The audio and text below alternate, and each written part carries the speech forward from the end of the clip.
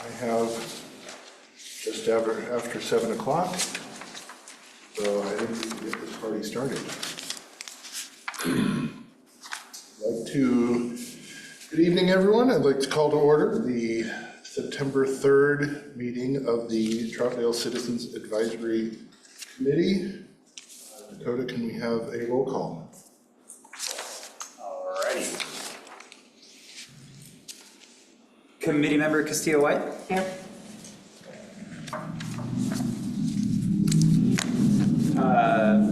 Chair Kester. Here. Committee member Harrington. Here. Committee member Minkoff. Committee member Rizzo. Here. Committee member Terrell. Committee member Barney. Vice Chair Stephenson. Here. Committee member Knight. Excused. Will is excused, yeah. Committee member Sanchez. And committee member Long. Here. Everyone could rise for the Pledge of Allegiance.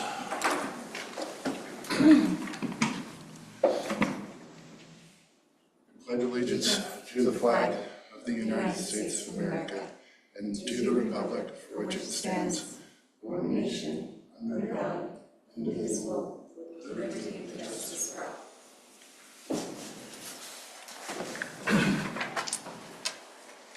All right.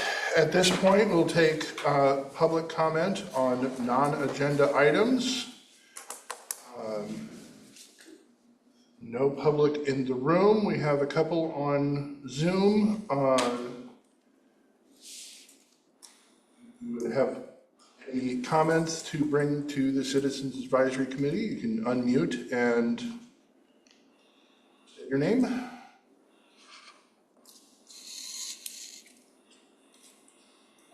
Hearing none, we'll close public comment.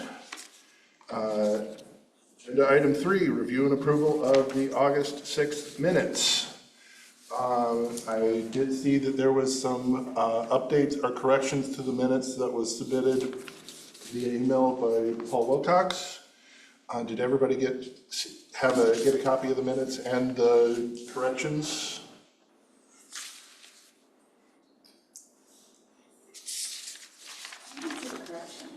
I did not send out the corrections. Okay.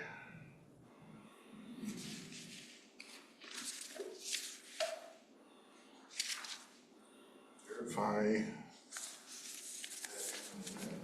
I saw it. Yep, I have it right here. You have it? Okay. The comments submitted by Mr. Wilcox were just a few misspellings. And just first one just kind of seems to be a bit of a repeat. So on page 1, number 2, public comment, it's missing an N in comment. Page 2, Stevens is missing an E in his name. Page 3, Apollo has 1 extra P. Apollo. And then also on page 3, Troutdale has an S instead of a T. Troutdale's. And then the it's supposed to be EHCRH. It's missing the H. It's just ECRH. So we will get those edited. Any other corrections or comments on the August 6th meeting minutes? I never got them. Oh, I printed them out. I didn't get them on email either.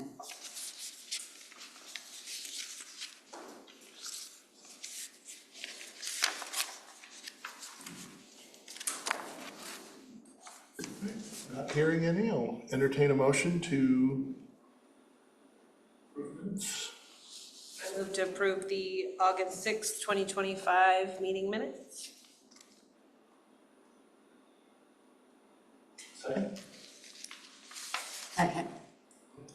Have a motion and a second. All those in favor of the motion, signify by saying aye. Aye. Opposed? Motion carries. All right, agenda item 4, discussion items. 4A, Urban Forestry Management Plan Public Engagement Strategy Review / Update.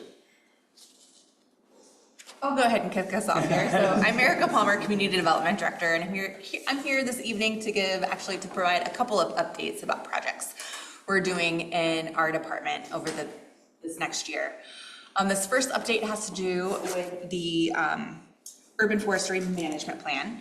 The city received a $100,000 grant from the state of Oregon this past spring to complete our first ever plan for the city that deals with trees and public right of way.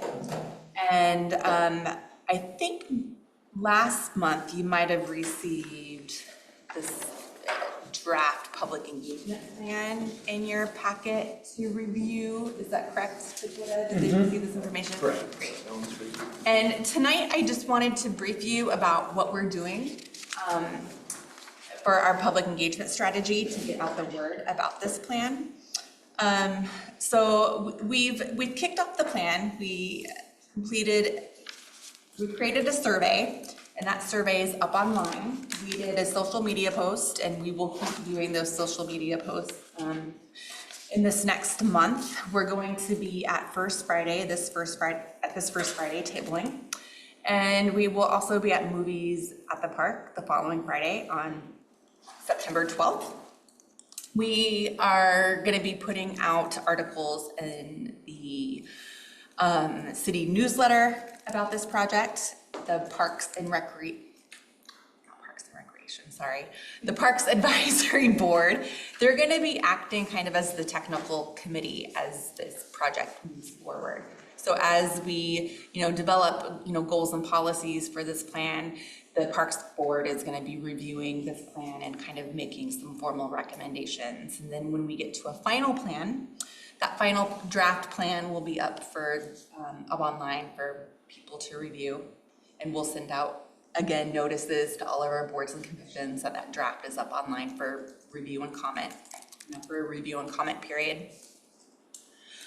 And then we'll go through an adoption process through City Council next spring as this project wraps up.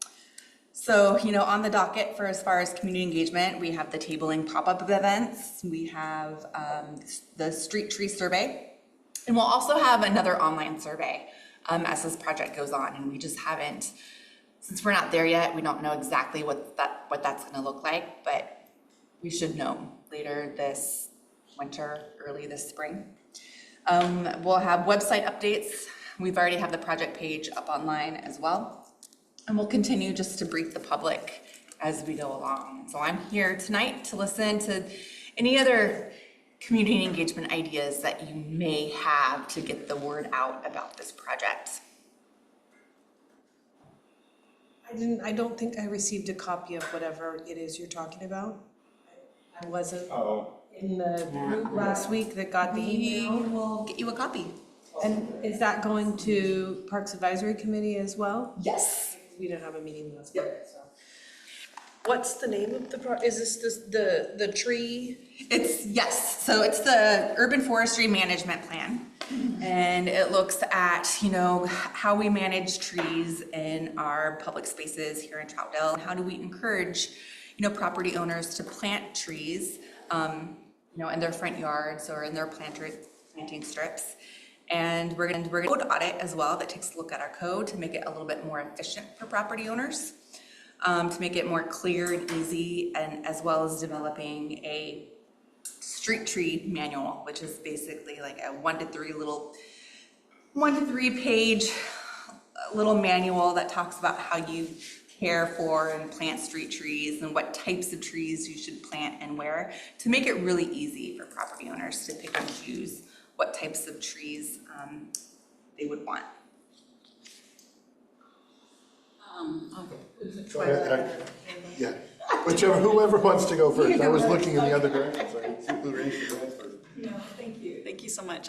First off, I wanna say thank you so much for all of the public engagement efforts that you've already done. I wanna just say that I already received the survey and the QR code. I wanna say thank you for doing that, and as well as ensuring that it's also offered in Spanish, looking at all the demographic research that's been done, especially under the previous Parks Master Plan, seeing the growing population of the Latino Hispanic community. So I really appreciate that focus there.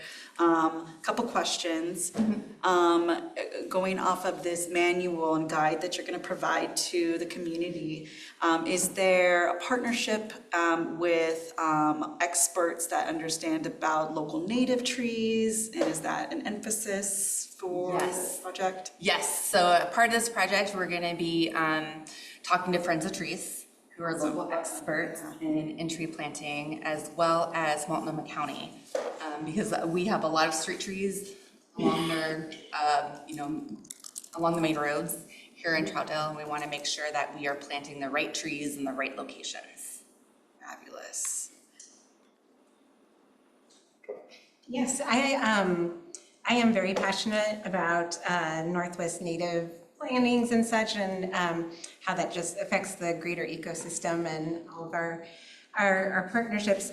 Do you know, I know I'm forgetting the complete name in the late part of the day, the East Multnomah Soil are they going to be part of the conversation also? Yes. Okay, great. That's such a wonderful group, and they've got so much knowledge. I also took the survey already. It was great, easy to use, and I work with a few people in Portland, but they actually live out here, so gave it to them, and Great.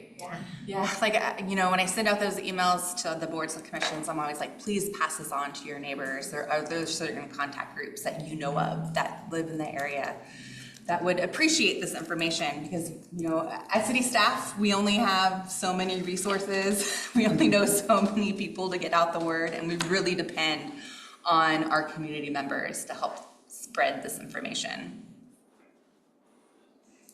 This, Tiffany, what's the timeline for the survey? When are you putting it, it's already up, I have taken it as well.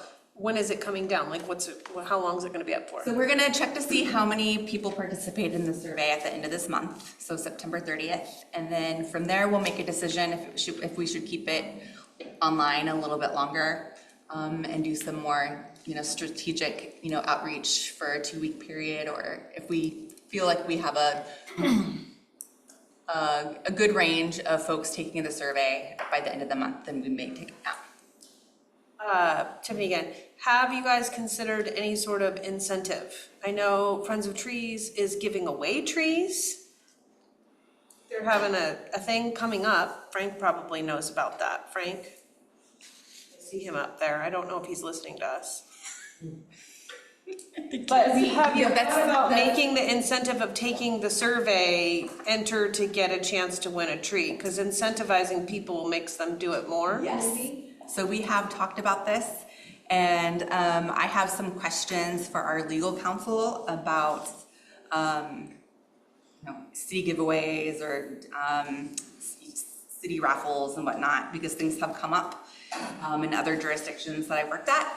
So I just need to run some information by our city legal team to, make sure everything is kosher in what we're advertising and doing when it comes to raffles and giveaways for public participation. So that's probably not gonna happen at. Probably not this one, right. So probably it won't happen.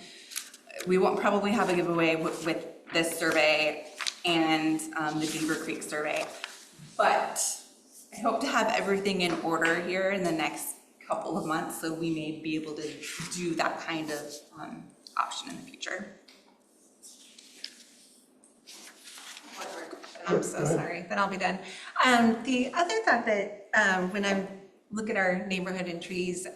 One of the things that occurs to me that sometimes can be a hindrance and choke out our trees is the English ivy issues that we have on.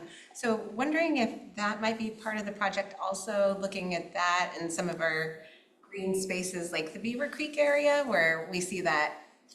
And I know a lot of times Frank's out there and other neighbors cutting it off. And so just wondering if that might be a organized group that somehow come to be to save some of those trees. Yeah, so it's definitely in the plan. We'll have some maintenance, goals around maintenance and how we, maintain our trees in those, greenway areas and what the best management strategies are and how we coordinate with certain groups to clean up those areas in regards to invasive species, invasive plants such as ivy and Japanese knotweed and all the gamut.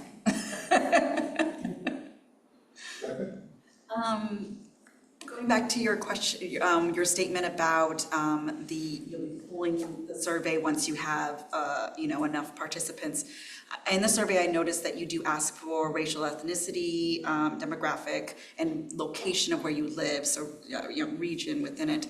Are there any other markers that you are collecting so that you can determine when you had enough of a diverse cross-section of residents and people to be able to determine about public comment for that? Yeah, so just based on those two markers. Yeah, so that's just the demographic information we're collecting at the moment. I know people are very hesitant sometimes to give out certain information, and we just wanted to really kind of make it as broad as possible. But I think it will, looking at the map and kind of determining where people are, I think is going to kind of help us, ensure that we're getting a good sample. The primary focus is making sure that those regions have somewhat equal representation in this survey participant. Okay.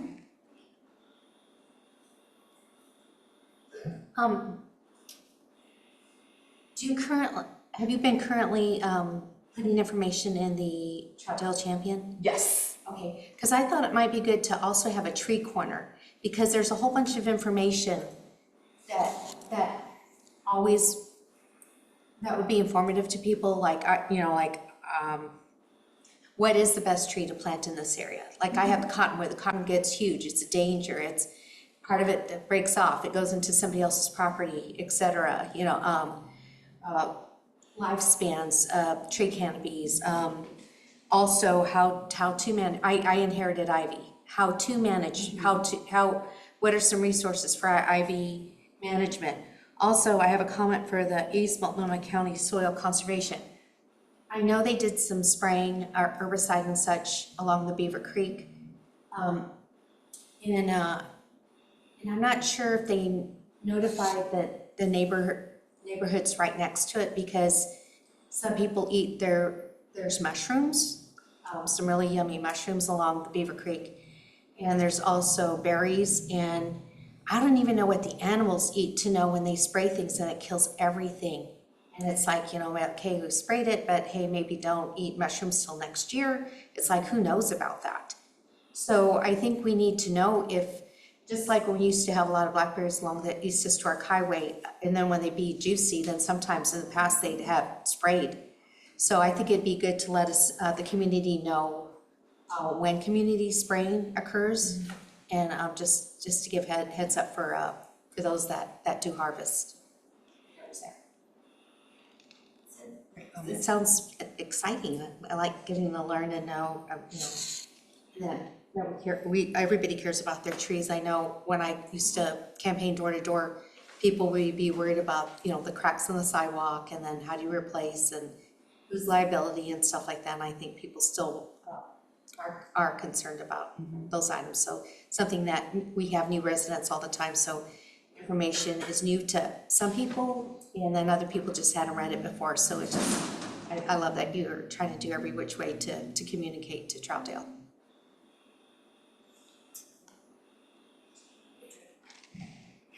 There's also another obnoxious nuisance tree that I know of called Tree of Heaven. Yes.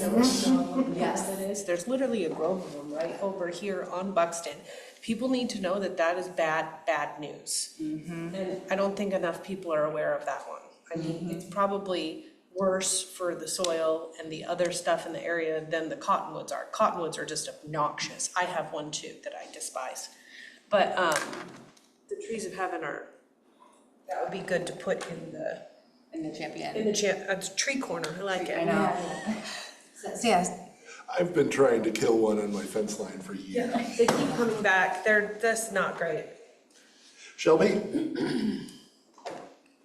So my idea was bulletin boards, since we heard from community members that when they applied to be on committees, that the bulletin boards that we have around our parks might be just another place to post where that survey is. So just an idea. And we have. So Great. we've been going out to the parks, and Frank Stevens actually yesterday picked up a handful of flyers, and he went out and posted them on bulletin boards and near the entrances to all of our parks. One more idea, what about like local nurseries? Places like that, like even in Corbett, and other places like that. That's a great idea. This is Tiffany. Frank and I were discussing where to put the flyers today, and we thought a really good spot would be on the dog waste bins. Because that is, and we could, if we could make it smaller, that just has a QR code, something smaller, and then you could get 4 of them on a laminated sheet of paper like it is. Because people use the dog waste bins. They stand there, they pull out a thing, they're there for a couple of seconds. Almost all of them get used. So I would, I'll put them out there too, and the library. I don't know if one's gone up at our library or not, but that's a good place to post it as well. And one more thing, another thought that I had, I guess if it's ending in the end of September, we have these bulletin board garbage cans. The big belly garbage cans with the big thing on the side of them. It would be, if the survey is not gonna last very long, putting it in there is, might not be conducive to what it would cost to put them in there. But I know that they're probably about to change to Windy Wonderland. I mean, if it could just be something, because there's a lot of information on them now about summers, and summer is over, so they're probably changing. So maybe we could put something about these surveys or upcoming changes on that, and even if we're not putting these QR codes, direct them to the website to like look into it more on those garbage cans, because those are all around town as well. Excellent comment. A couple things that I had. One was, I know that a lot of the advice that we expect to get out of this effort can apply to not just right-of-way trees. Because we have a lot of property owners in this city that have a lot of trees. And they do not necessarily know where to go to get good information on how to maintain those trees, and if they should be maintaining those trees, if what they happen to have inherited when they bought their property is a nuisance, or to what extent something that is sitting on or near a property line is their problem. So some public information on tree maintenance in general, and tree planting in general, because we do have people with large backyards that want to plant trees, and that's a good thing.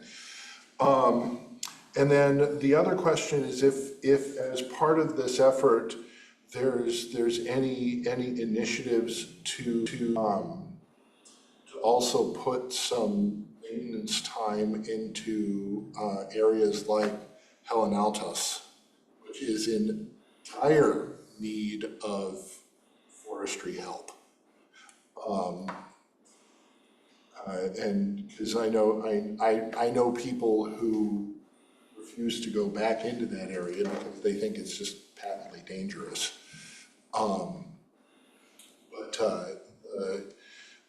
I don't share that opinion.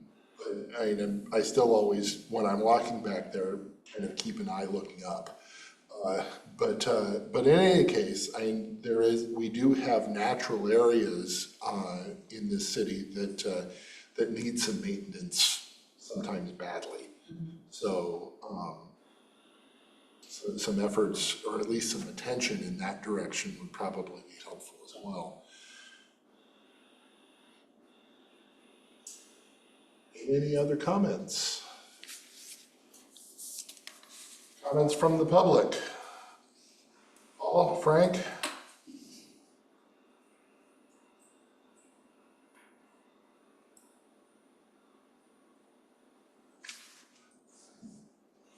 Not hearing any. Thank you. No, thank you all for these great ideas as we move forward with this project.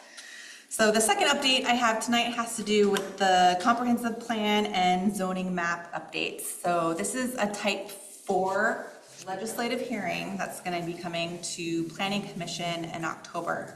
And it has to do with our town center boundary. The town center plan was adopted in 2022. And in that town center plan, it has a smaller town center boundary than the original boundary that was adopted in, I believe, 1989. It was a long time ago. And the town center plans, was adopted in 2022. Our zoning map actually shows the updated boundary, but it never went through the formal land use process. And so in order to change the zoning and comprehensive plan maps, it has to go through a formal hearings process. So this is kind of a cleanup from 2022. So what's coming before Planning Commission next month is our current zoning map, and then we're gonna update our comprehensive plan map, which actually shows the 1989 town center boundary. And so what's changing is that the 2022 town center plan removes 3 properties from the town center boundary. And those 3 properties are 2 properties owned by McMenamins on the north side of Halsey, and then the Multnomah County Animal Shelter. So it removes those 3 properties from the town center plan. And that's what's going to be going to Planning Commission in October. So I just really wanted to bring it to the CAC's attention, and it really is just a cleanup because our town center plan, which is adopted, already shows the town center plan update with those 3 properties excluded. So we're just kind of now going through the formal process that should have been done in 2022. So with that, if anybody has any questions. Just for my own curiosity, because I was sort of around at that, but what was the reasoning at the time for shrinking that boundary? So the reasoning at that time, and I wasn't here either, but this is kind of what I've gathered, is that it doesn't take away, so those 3 properties will still remain within its current zone. So all those properties will remain commercial properties. And so when you just reduce the town center boundary, we don't have any like design regulations in regards to commercial properties in that town center zone, except for mixed use commercial 1. But if we did, removing those properties would reduce that additional regulation. So, we're not reducing like any sort of regulations by reducing that boundary. We're just making it kind of flexible for them, in the future, if they come in with, a proposal that we can work with. Does this intertwine at all with the upcoming Halsey corridor amendments? Yes and no. That's the simple answer, is that it aligns better with what we're planning for with the Halsey corridor amendments. We want to stop them where the town center ends. And before, the town center, showed that it incorporated those McMinimans properties, where right now, just for the purposes of our grant that we're working on for this code amendment, this code audit, we wanted to not include them. So this actually better aligns our project with what is actually in our town center plan, rather than what was showing previously. So maybe in the future we will, expand this code amendment, and once we have that kind of the formula, we can always expand that to go further along. But as of right now, it stops right at the edge of the town center area. Any questions?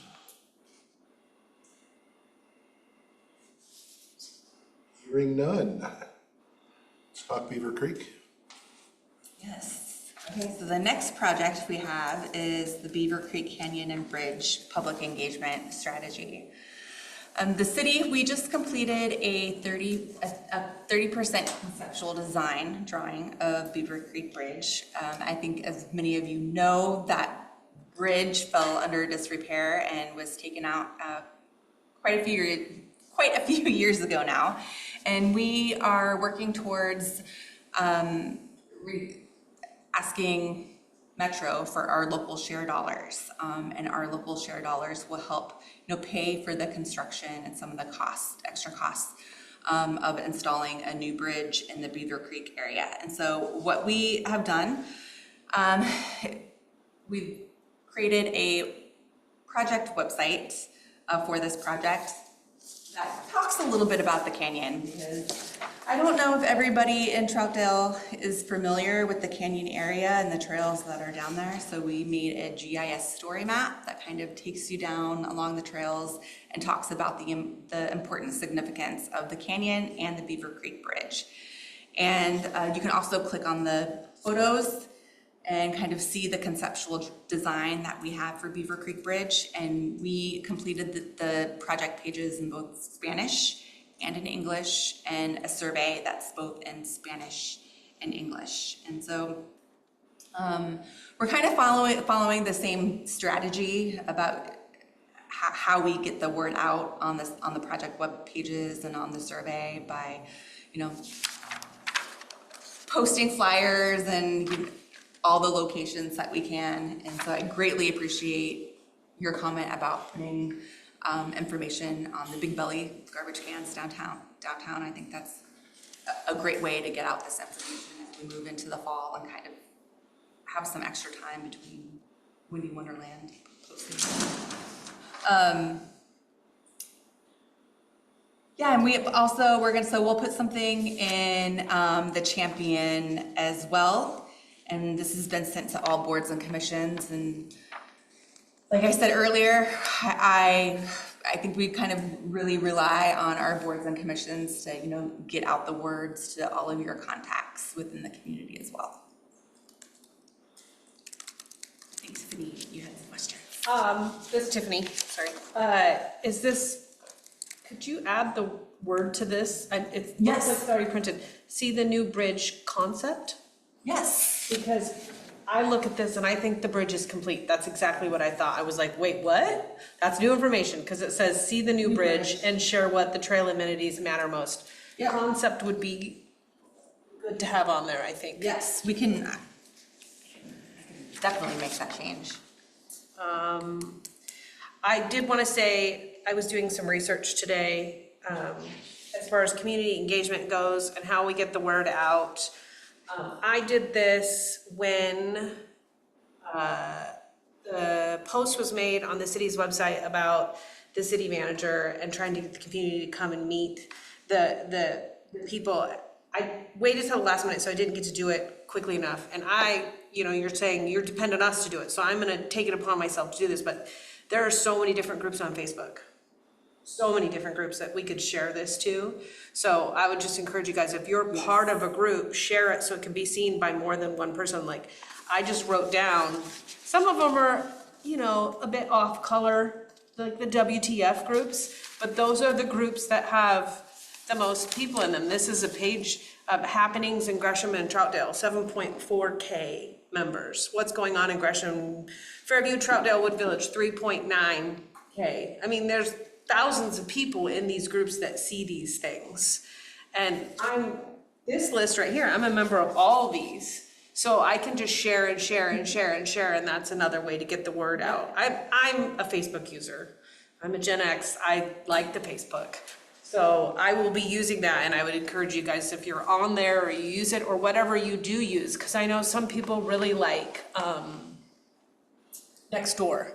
I don't go on Nextdoor, I get emails from it all the time. I ignore most of them unless it's an intriguing post, but a lot of people use Nextdoor. So if you're using Nextdoor, share it as much as we can, because you can share the link directly from the city's page. Yes. So that's just another way to get the word out. So is this going to be on has this been put out yet? It has not been put out. I just sent it to all boards and commissions this afternoon, but it has not been fully put out. So I can make a change when it hits social media. That change will be made. Parks is in a couple weeks. They probably want to see it too, Yes. and maybe have a say. I don't sooner the better, but still, yeah, I could see why. Yeah, just one other thought. I was looking at my phone and my contact's kind of dry, so I was like, I'm gonna just pull this up on the website. And so when I just put in this information here, it just took me to a Public Works page about it, and it doesn't have any of the survey information or not. So I'm wondering, would it be possible to add a web address on here for people maybe who don't want a QR code? Yes, we can. Or they can't read their phone because they're too old? And I just sent the information for that project page on the Public Works page. That's gonna be updated tomorrow. Awesome. Okay. I just sent it to all the information to Kevin Mooney, our webmaster, social media guru. Yes. And I think the only thing that we haven't covered yet is like a TikTok around this, because so many people also engage with Dinky Talks. He has video skills. I certainly don't. I don't do the TikTok. I Wish I did, I but I think don't. TikTok, when it comes to social media, I think TikTok is maybe one of the only, well, there's more social media sites, but as the city goes, we definitely have a Facebook and Instagram and Nextdoor account. I think those are primarily the three social media, and X, I believe, which is the old Twitter. Those are the primary social media accounts that we have. I don't believe that the city has a TikTok account yet. But that's something that we might look into in the future.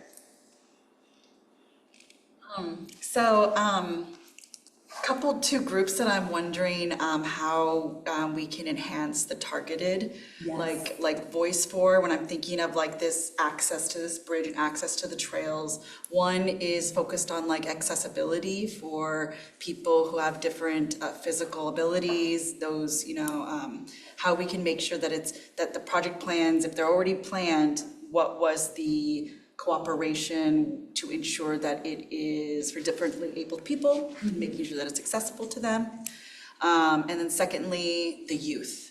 I'm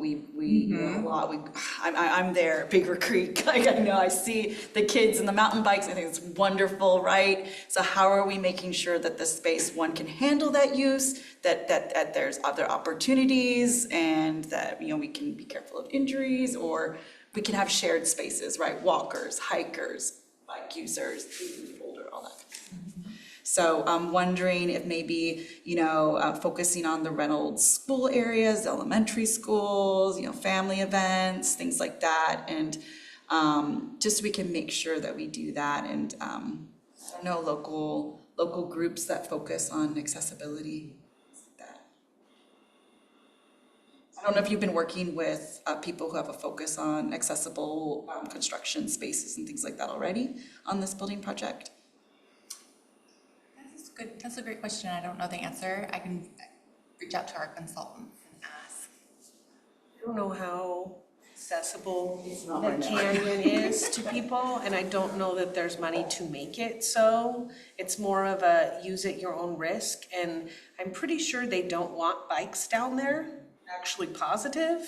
They've even put up fences to prevent the dirt biking. What would be something to think about in the future is to encourage them into specific spaces that they're already turning into those. Like, off the top of my head, it's off Troutdale Road, and it's in the Stewart Ridge Greenway. It has humps and bumps beyond, and they just build them. I don't know if we could turn one of those spaces into, like, we don't want them to be here, but this is where you can go. Frank has talked a lot about Sandy behind the elementary school, closing that off to cars and making it mixed use for bikes and skateboarders, because it's not really highly used by cars, or we do it at a certain time frame or stuff like that. But if they have a place to go, then they won't go to the places where they should not be. And it's really, it's our beautiful green space down in there. We really don't want bikers down in there. And as far as like differently abled people, I mean, it's kind of an enter at your own risk. It's an intense hike. There are signs up that say, this is a higher level, there's falling rocks. I mean, they're doing, Trail Keepers works on it quite a bit, but I don't know that the bridge is going to be ADA accessible, because it's way down in there. So I don't know that that would be a possibility, not for that, the Beaver Creek Canyon project. But I know that on our survey, we did ask about accessibility, and I think that's something that we want to gauge for the future. It might not be accessible now getting down there, but what are certain things that we can do in the future? I think that's important. Shelby? I just had two comments. One is, we sure as heck don't want to see Sandy Avenue closed, because in snow time, that is one of the ways you get down off the hill or climb up the hill. So I don't want to see that road closed. I think there's a lot of other people that don't either. This is kind of news to me, in that I thought, though, construction had started on some portion of this Beaver Creek Bridge this year. It has not, construction has not started this year. We put together a 30% concept design this year, and then we hope to go out to bid early next year in 2026 to complete those plans and then to construct the bridge and install it. Well, let's see, at the budget meeting, maybe it was, that I tuned in, there was some concept thing that we saw about Yes. the So bridge, and yeah. that is right. We showed you the 30% concept design that we've recently completed. But there hasn't been any construction yet, because that's only a 30% design plan. Was there some money, though, in the budget to do the initial part of that? You don't know? Yes, so there is Okay. we have budgeted for it, and we have budgeted the local share funds that we hope to get to complete this project. Okay, so that's why I guess I thought there was something going on it. Okay, thank you.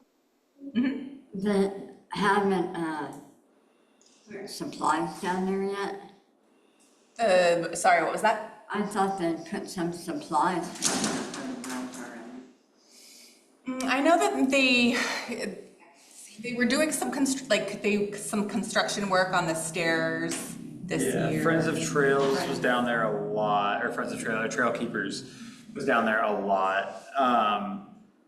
Jonah has a staff member that's working on it's not a bridge that goes across, but the boardwalk. So the city actually has somebody that's rebuilding the boardwalk section that they didn't contract out, but that's not the bridge part.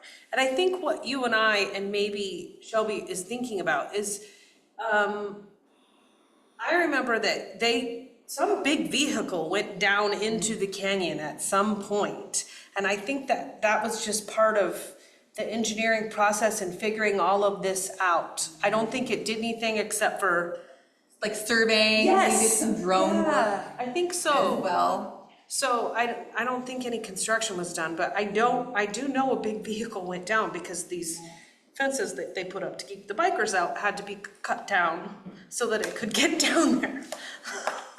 So, yeah, something did happen, but I don't think it was construction. Apparently part of figuring out the construction. So maybe the color of red tape.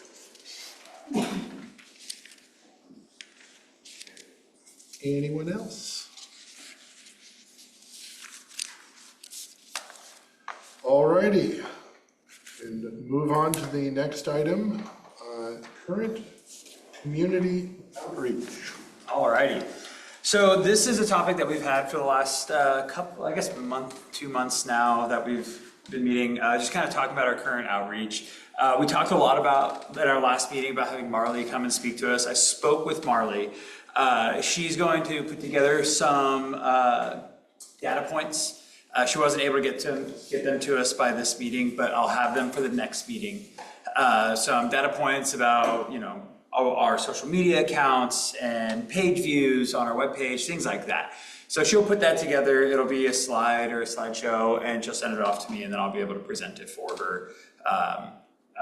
So be prepared for that next meeting. So I know we've been talking about having her come and talking with Kevin about that. So she's working with Kevin to get that information for us for our next meeting. The next thing is there's been a lot of questions about what are we currently doing? And I want to point everybody, to those who have their binders, to the back of their binder, and I'll share my screen. This is a diagram that Erica had presented on several months ago. I can't remember how long ago it was. And we added it to all the binders. So this is a diagram showing all of our types of permits, as well as the types of outreach that occur with each permit. And then just regular community engagement all the way on the far right-hand side. It's a little smaller in the screen. I think when Erica presented it, we actually had a giant one, but in order to make it fit better in the binders, they're a little smaller. So without going through everything completely, you'll see that there's newspaper notices that we post for certain type 2s, mainly type 3s. We do neighborhood mailings, depending on the type. For type 2, type 3, and if it's type 2, it's 250 feet. If it's type 3, it's 500 feet. We obviously have public hearings, but then we also put into the newspaper. We always upload all of our current projects to our current project page on the website. Some of the larger projects, these are examples, Silver Riverfront, we have their own webpage. The grant that I'm working on has its own webpage on my website to see what are those bigger projects that when we're asking for feedback. So these are just some of this is a good thing to look through if we're kind of wondering what are we currently doing. So I had some notes from our last meeting where, what are we currently doing? Put together something. Well, we already have it. And now everybody has it in their binders as well. And I just want to add, I do want to add, from our conversation tonight and our discussion tonight, I am going to add some more information to this matrix here, especially on the columns of special plans, projects, and studies. Putting up flyers in parks and where they should be located in parks, and maybe QR codes on the dog waste bins. And this is a working document, so we're just going to continue to add to this document as we go along. And the purpose of showing this is that way, this is what we're currently doing. That's why good ideas that come up in these meetings, then we can take them and add them to this list. We are currently doing quite a bit, but one thing, surveys are becoming more and more popular, especially for us planners, in order to try to reach a wider variety, because not everybody comes to meetings, not everybody will call us. Not everybody will email us when we have our email out there. Some do, but it's easier to just have a survey and at least get a couple more than the few that do contact us directly. So I just wanted to show so everybody can review this in their own time again. And then again, if ideas come up, let us know. Because community outreach is something that every jurisdiction is always working to try to be better at.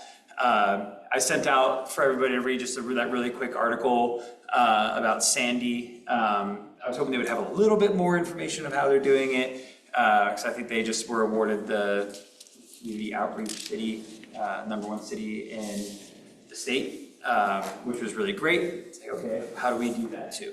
And if you look at that article, a lot of it's based around projects. And that's why when we have these projects like those that Erica just went over, or other future projects, especially when we do our comp plan, update our comp plan, things like that. We want to try to get as much community information,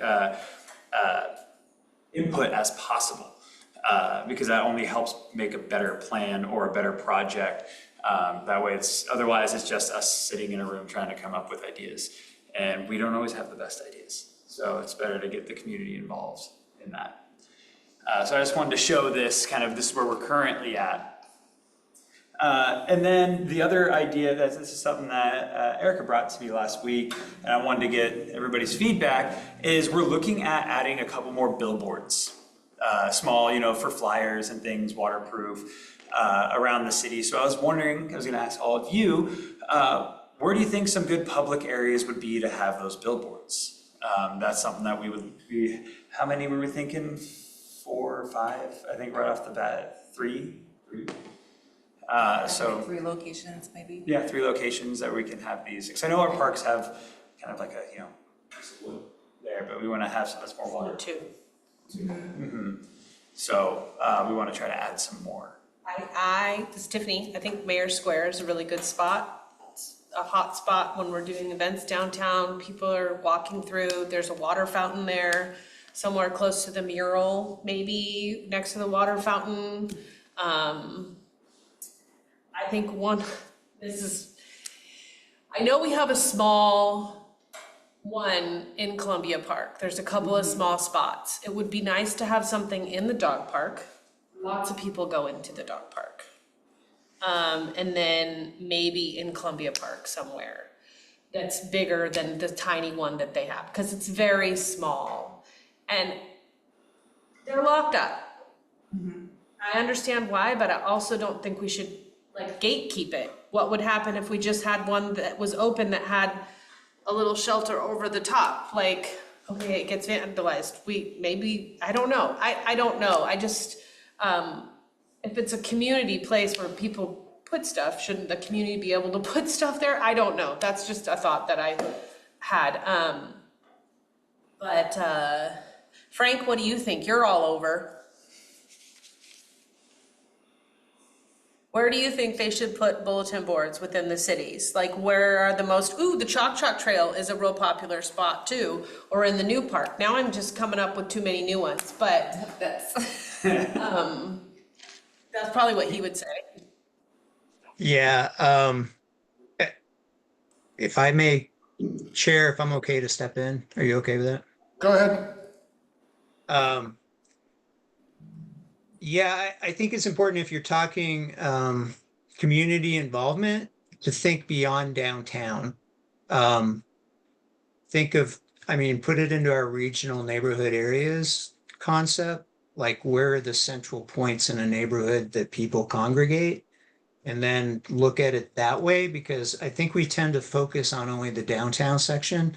And I don't think that quite represents our whole population. So, you look at Sweetbriar, Sandy Palisades, there's hubs there that I think bulletin boards would be useful, that are much more elaborate than just the park bulletin boards. So I think that's something to think about. If you're looking at it from a community involvement standpoint, then I think looking at the demographics would definitely be part of that. I was just riding around in some of the parks that you just don't see people using. So what's their central area? That would be something to look at too. So that's just my ideas. Thanks. Would there be any possibility of having a partnership between the city and some sort of centrally located commercial space? Because that whole Safeway Walgreens strip is a hub of a lot of people for this city. And so something there in that retail commercial district, either in it or very near it, might get a lot, or it would certainly get a lot of attention. Rebecca, you had your up first. On that same pathway, and I know it's still central in this area, but I mean, a partnership with Wayfinder Brewery, it's a huge hub, you know, in the back area, Troutdale Station, could be good opportunities as well for those. Yeah, I was just thinking of, I love the idea of the parks and everything.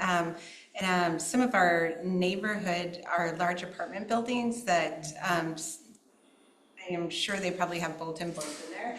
And it might be that we think about where we all live, and if you have something you want to spread out, we could all be like, take 5 or whatever, and I'll hit those large ones on my way into work. And so we ensure that they also, because they are so large and sometimes it's hard to get out and get into a park, and we might be able to help bring some of those messages to them. That kind of gets to one of the things I know we've talked about before when it comes to outreach, is like the whole discussion around neighborhood associations and homeowners associations, and also the big apartment complexes, which are basically an association of their own in a lot of cases. Working with those groups to help get the word out for whatever, because Troutdale Commons, I'm sure they communicate with their tenants on a regular basis for all sorts of reasons. And if we can work with them to get the word out for things that are of interest or importance to the city, then that's a little bit more of a focused message to a portion of the populace that I think we typically don't hear from a lot.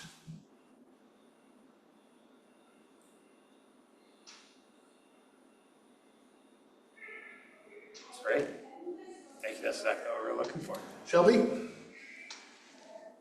I was just gonna say, with public safety, we tried to engage our survey with 3 large apartment complexes in the city.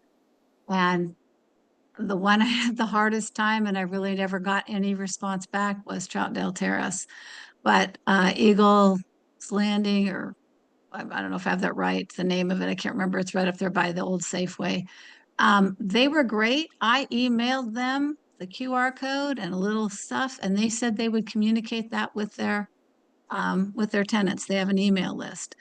And at Fox Ridge, she doesn't have email. She wouldn't do that, but she said I was welcome to come and post by their mail, but they don't have a bulletin board, but I posted the QR code near their mailboxes. So just letting you know, the outreach to those things can be a little bit harder, but some of them are willing to do some stuff. So thanks. Any other ideas, comments? Sorry. Go ahead. I remember when I first got on this committee years ago, we, and this is kind of around outreach, but we held our meeting in some different locations. I know it was difficult now because we had this, but we had a meeting once, I believe, with Home Forward over at an apartment building somewhere. Do you guys remember that? That was Troutdale Terrace, I believe. Yes, yeah. Might be interesting to go on the road sometime. It could, If we were and able. Yeah. because I know relatively recently I saw the email that notifying the town hall that Congressman Drexler is having at Reynolds High School here coming up, and so it's been a while since I think that the city has done a well-publicized town hall. I know we always say that, essentially all of our public meetings are open to the public and people are welcome to come in and do town hall-like stuff, but I mean, having a good, well-publicized town hall for a range of topics would probably be something that is overdue.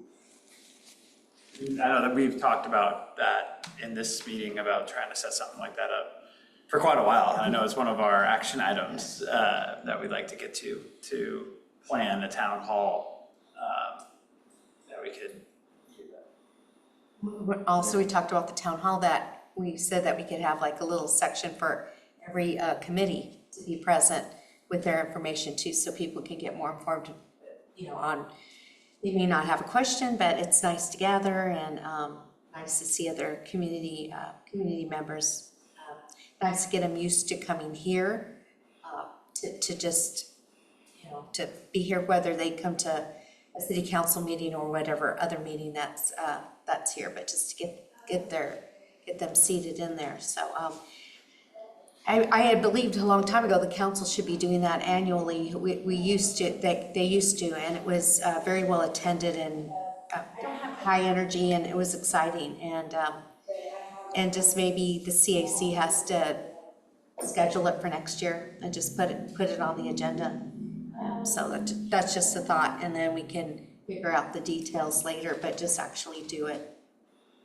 We can let the city council be involved too, so we invite, maybe that's the forum. We ask the council to be there to answer questions, but then maybe other chairs are there to answer other questions as well with them. The thing that I keep thinking, or one of the patterns that I've seen when the public comes into various meetings, that they'll have a question about thing X, and it's a good question, but the person that has the answer isn't necessarily there. So in a town hall setting where you've got most, if not all, of the committees represented and city council present and staff present, you have a larger gathering of people in the know and the powers that be to be able to answer some of those more wide-ranging questions that you could get in a town hall setting. And that's, obviously for cost reasons, that's not something you can do frequently, but I do definitely like the idea of doing it at least annually. Dan? The other thing we've done in the past is with other public engagements, we've put boards around, right? And then, so there's specific questions that could be asked, like, what's important to you in Troutdale, or what, I don't know, just target it so we could get some information about what their concerns are, what they think is going great, what they would like to see improved, or generalized questions like that. So it's not always, we may not always have the answer, but anyway, that's a good way to engage them as well. A question, I love this, collecting all of this information, how you've done it. When is the last time, or how often do we ask where they get Their information. On Troutdale? So I try to, sorry. I really try to get to that question on when I'm out talking to folks, such as First Fridays or movies in the park. That's one of the very last questions that I ask. Like, where do you get your information from the city? And a lot of the times, that it is social media, it is the Facebook posts, or talking to their neighbors.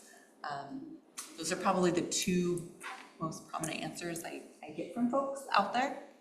Gotcha. Okay. I'm wondering if maybe we also, since we have surveys going out, maybe adding that question to any survey that we do, so we can continue to gather that and collect it. And then we're hearing social media, so maybe, that's a direction, right? As well as these public forming areas to talk about it. So yeah, let's increase let's build that TikTok, let's increase access to these other social media stuff, you know, local radio stations, you know.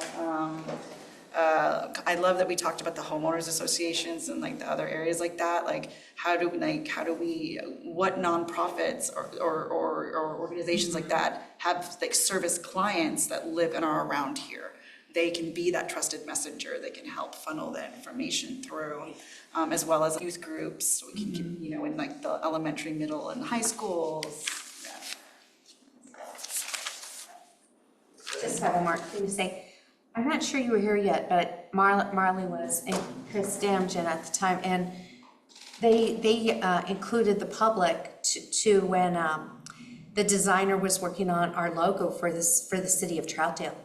And that was super exciting because there was a lot of different people from different backgrounds, whether it was marketing or just whatever, or a realtor. I can envision a lot of the people that were there. I was there as well.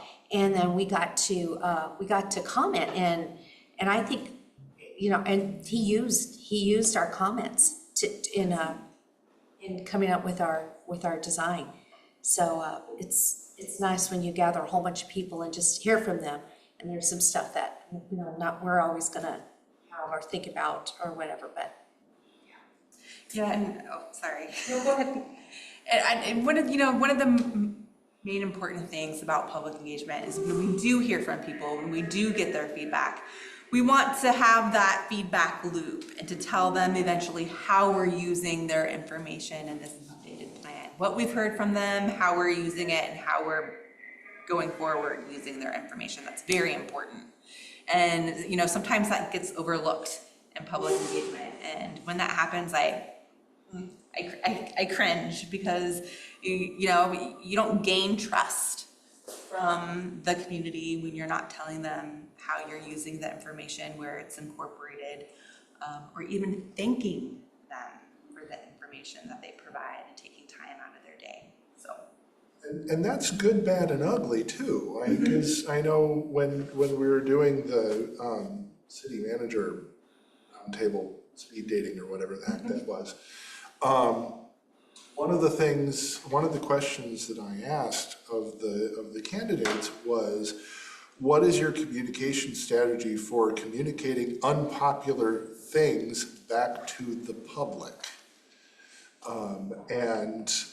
So when we have things that we have to make decisions on at the city level, we've gotten all of this wonderful feedback, such as it is, and we know that the public wants to go a certain direction, but because of forces outside of our control, we can't. Communicating that why is difficult, and sometimes the instinct is you don't want to do it, but you have to.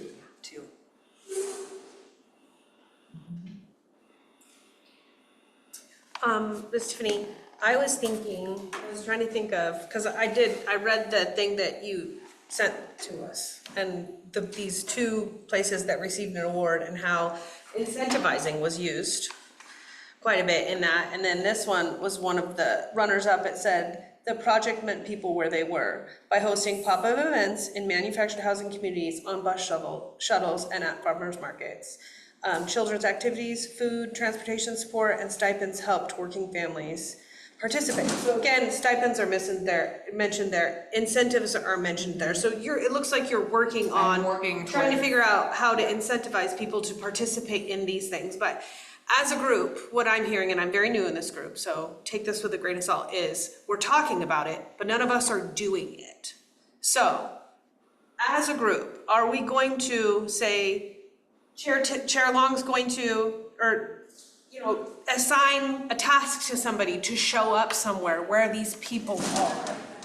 Whether it's at the food bank that happens the last Tuesday of the month at the high school. Lots of families show up there. Those are low-income families. They might not have access to the same things that we all have access to, or literally have the time to go to a park and read a sign because they're too busy working 3 jobs.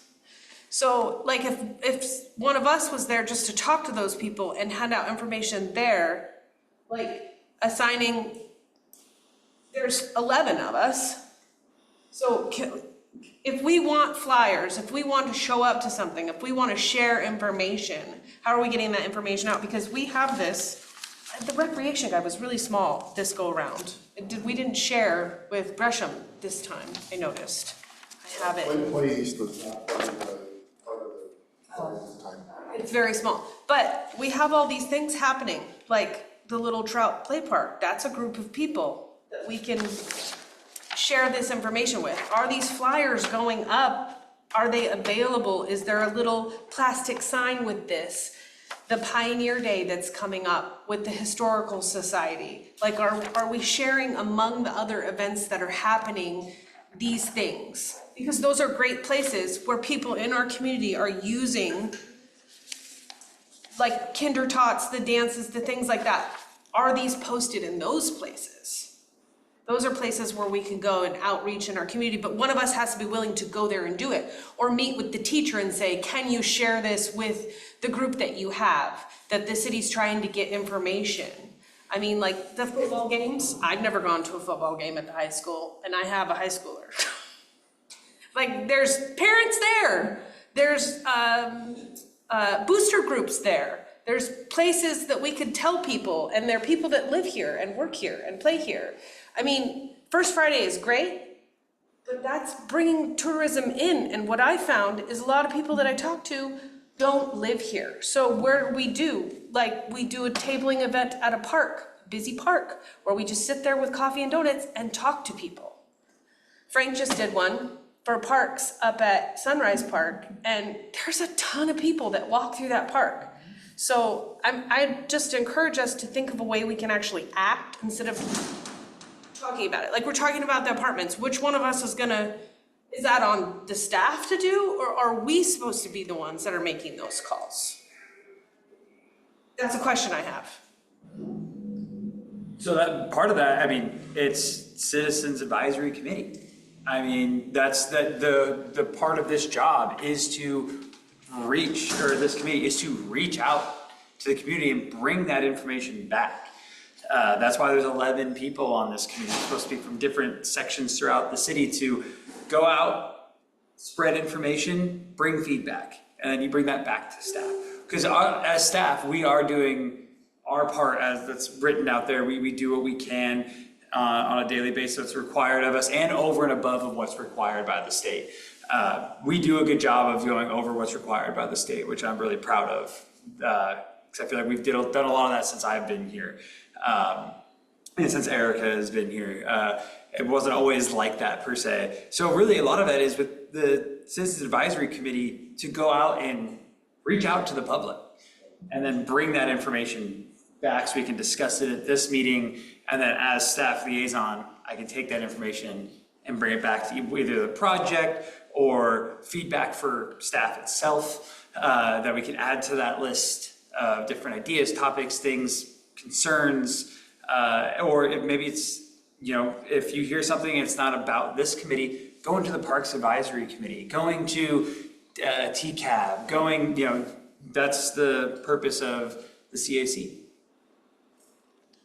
And one thing I'll I guess reiterate, because I know when we're going through the whole charter business, public outreach for the city of Troutdale is not limited to just us. Because all of the volunteer committees are public-facing outreach mechanisms. So now, some of the committees have specific focuses, parks being an obvious one.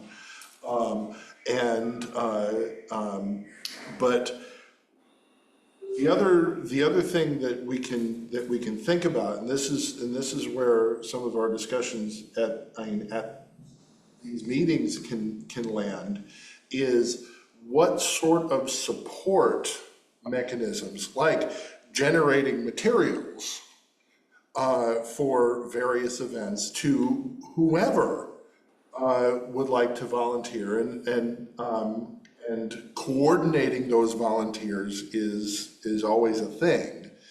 Believe me, I know. I've been spending a lot of time wrangling volunteers lately for various things. But But coordinating volunteers to go out and do stuff, I mean, it's not necessarily gonna be limited to us. But pulling together, I think our primary focus, as far as this group, is gonna be pulling together the what and the how, and what sort of support we need from the city and staff to be able to make that happen, whether it's materials or whether we need to possibly keep eyes open for grant money that's available.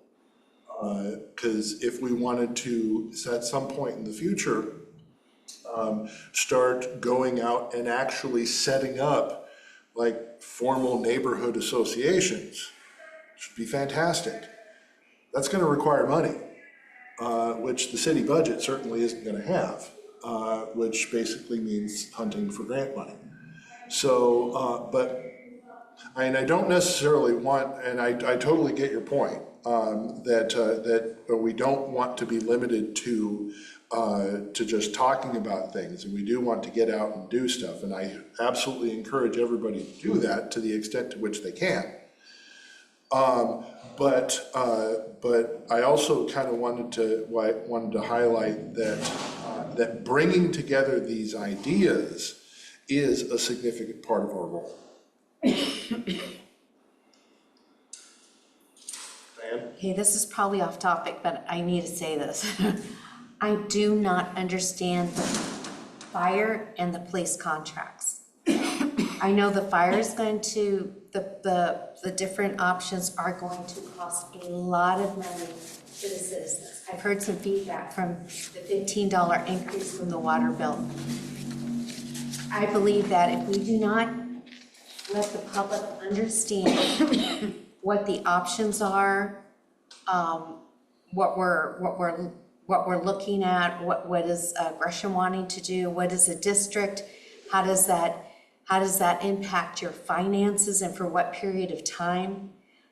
We've already have the bond measure, the Mount Hood Community College bond measure got passed. I believe that's a 21-year dedication of taxation for home residents and apartment owners or property owners as well. And anyway, so that when I ask questions, I'm still not understanding what are the options, what are the costs, what are the benefits, and what are the true options. And like this, again, might not be pertaining to this, but it just really confuses me. And like you said, we've got to inform people and educate people and give them, let them participate and let them have options, and then, but educate them as well to understand when they do make a choice, what cost and what benefit is involved. And that's exactly the kind of thing that I think, and exactly the kind of very hot button thing that could make for a pretty raucous town hall. But it, to my opinion, actually kind of needs that forum, because as everybody who's been involved with that process, it's complicated. So, I mean, it's not something that can be, clearly is not something that can be easily explained in an article in the Champion, although I applaud Ray for trying. This kind of jumps back to that, but also expounds on it a little bit, and it might be really good. So part of that work with the police and fire is moving into the place of bringing in a consulting firm to professionally look at how we can communicate this message to the community in a way that people can understand that and grasp it, because it is so complex. And I'm just thinking, as that happens, it might be a really good way for us to also kind of learn and watch some of those strategies they have, just as we go through that process.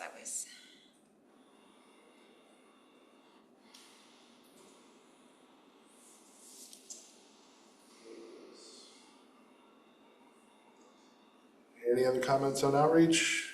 Anybody online?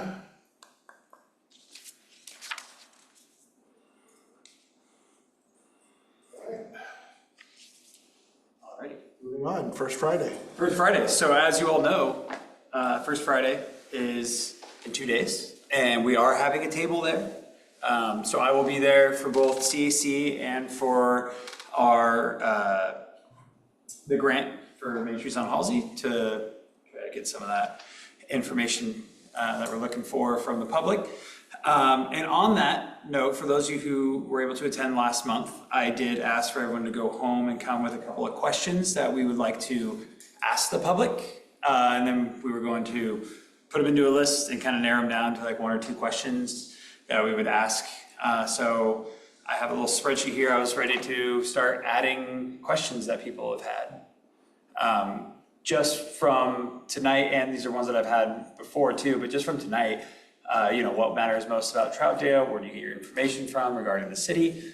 And then, I'd like to, best is try to get a bunch of questions down, then we can kind of narrow them down and as quickly as a format, so we're not, debating over them for too long. But that's what we talked about last meetings. We wanted to have some questions to ask.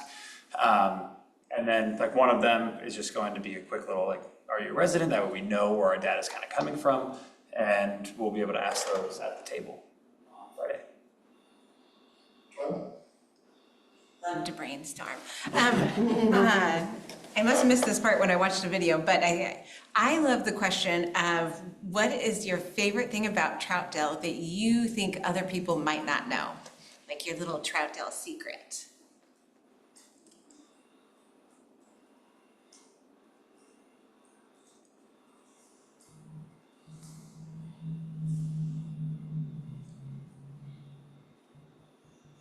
Something similar to that could be, or basically what brought you here or what keeps you here.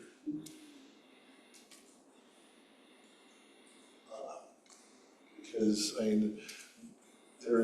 we have a whole range of people in this city, some that have been here for just weeks, months, a small handful of years, and some have been here for decades. The answer that you get to a question like that is going to be, I think, Great.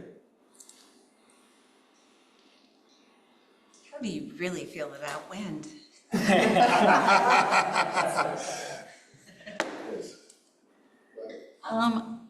I think we should ask people what are the best times and days that for you to be able to attend public meetings or community events, so we can better target when we do these big town halls or big events and things like that.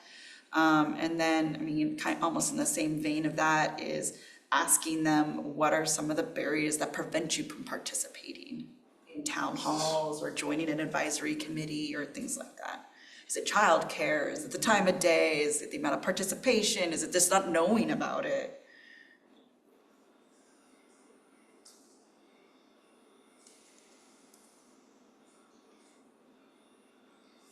The 2 questions I came up with, one is pretty long, and I don't think it would work for what you're doing. Is your plan to just be randomly asking questions, or are you having something you hand to people and ask them to fill it out and give it back to you? I think I discussed this actually with Erica, and I was initially thinking of a comment card. Okay. But then sometimes it's a little more difficult. People don't necessarily always want to have to fill something out when they come to the table. So I think best is just having 1 or 2 questions that those of us that are at we can have a clipboard, 1 or 2 questions, just kind of ask people. Yes or no questions? Yeah, it doesn't have to be super long-winded. Some of these are great. For example, just let's go with the last one. What are the best times? Or what's a barrier keeping you from attending public event? And it doesn't have to be super long-winded, or simple yes or no questions. I think maybe 1 yes or no question, one that is maybe a little more thought-provoking would be the best. And just keep it at that. And then obviously a question, which is a yes or no question, I think that we should ask everybody that we meet is, are you a resident? Or did you come from out? Because that's just a really quick, we can have a little resident on the side, and just if they are, you circle it. If not, you just leave it uncircled. That way we just know kind of our demographic of where people are coming from, or if we're getting a lot of people that are from the city. And that's a very simple, just at the very end, and like, oh, by the way, are you a resident or did you come from out of the city today to attend this event? And that's just a really quick, simple, like, well, thanks for coming, enjoy the rest of your time. That way we're not having them do too much work, but just a real quick kind of more conversational. Would you mind if I asked you just a couple quick questions about Troutdale? And then boom, boom, last one, are you a resident? And then thank you very much. Dakota, are you gonna be walking around asking these questions or just standing behind the table and letting people come to you? Like, what's the point? Well, that actually gets to one of the other things. I'm wondering who all is planning to attend the table with me. I will be there for a two-part, because I will be there for CAC as the liaison, but also I'm also there for trying to collect data for those boards that we had discussed at the last meeting, the slideshow that I had for our grant. I'm going to be doing a stickering event, planning on having a map with stickers so people can put, hey, if you live here, like, show us where you're from, you know, like, they're not gonna be exact locations, but it'll give us an idea of where people are coming from around the city. So we'll have that one board for CAC, and then another board, I'll have a couple boards for the grant work. So I kind of need to be at the table for the grant work that I'll be trying to collect information for. But I'd love to have any of those who are willing to come and table with me, either walk around or be at the table with me to ask these types of questions. My question was, are you a part of a neighborhood and community group? So, like, what's the group? Or would you be willing, if you're not, would you be willing to join one? Yes, no. Like neighborhood association, community group, whether they're part of one on Facebook or something like that. Just a random question like that. And I'm available to come, so I can help. I don't know how these questions, like, are we just, I guess you're figuring that out right now. It's in 2 days. We're just gonna ask questions and check mark a box, or like, right, you don't know yet? Like, I'll be putting, like, the goal is to brainstorm some questions, and then we can discuss them all together right here, narrow them down. And then I will put together, what my mindset is that it will be, you know, a sheet of paper, the questions, and then either a box like yes or no, or if it's a little more long-winded, you can write it in, and then just resident on the side where you can circle, and it'll be multiple of those on a sheet of paper with clipboard. So that way you can ask multiple people instead of having to somehow figure it out. It's just kind of one at a time. so we just roam and walk and ask people. Yeah, and just like boom, boom, that one's done, put it to the back, and I'll have a bunch of them printed out. T-shirt with a QR code. No, I'm gonna. Sandwich board. I mean, that would be a sandwich board boards and with just. a QR code. I mean, I can totally make those. with There's that some big flag thing that I've seen Carrie, or do an ad. the flag thing that she's. I'm pretty crafty. You guys need the flag thing that it's like, you wear it as a backpack? No, I don't wanna wear that. I'm not doing that, but I will ask people questions. Shelby? I thought the question was like maybe directed towards Main Street on Halsey. So my two questions I came up with was, what do you love and would like to, you know, if you just really love the coziness of the narrower sidewalks, you like the light poles, you like the old style buildings. I mean, I don't know. I just thought, or conversely, what do you dislike about our downtown area and wish we could improve? Besides parking, okay? We all know that's it. So those were mine. I was thinking you were talking about Main Streets on Halsey when you asked the question, so. That's also great, because I can definitely use those for the Main Streets on Halsey part. So thank you for bringing that, because it doesn't always necessarily need to be just about that. Because I wanted to, I mean, that's great. I'm happy that you brought those, because that helps me have a couple ready to go questions on top of these places sticker on these boards, and talking about the grant work that I've been working on. Thank you. First of all, I will volunteer for Friday. I really enjoyed last month, and I did recognize 30 people and talked to about 20 of them at the booth. So I do feel there are a lot of Troutdale people, but they just might be walking by. That's why I was wondering, does Marley ever ping them? Do you guys do anything electronically to figure out where they came from? that something you guys do? We do have some of that information, data information. Have you been doing that for First Fridays? Yes. And can you tell me what the ratio is of people from Troutdale versus not? I can't tell you off the top of my head, but we do have that information. We do have, typically after all the First Fridays wrap up, Marley does kind of puts together a presentation. I'm not sure if she does it every year, but I know she did it last year, and she presents it to council, all that data, because it does show whether they're coming from here, or because it does ping the cell phones. It doesn't say exactly, who they are or exactly where they're coming from, but it does show if they're like, oh, they're staying local, or if they're coming from outside the city. Okay, thank you. Okay, so questions I had was, I had assumed that I was asking these of people from Troutdale, but again, like, what is the thing you love most about Troutdale? What is the main concern you do have about living in Troutdale? And then also ask them if do they know we have, is it 5 committees that we have? How many is it?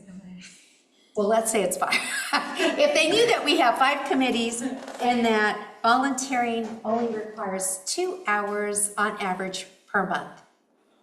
Okay, because that's what I was hitting a lot of people with when I was at our historic landmarks committee, and I was talking to people and friends and stuff like that, and trying to, if they would let the conversation go further, to let them understand, it's like you watch a show, or or you could just, that's all it takes to participate and get involved and get to know your community more, voice your opinion, and share the thoughts of your neighbors. Thank you very much. Counted 6. You have, where do you get your information about Troutdale, right? That's on there. That's on there. Count.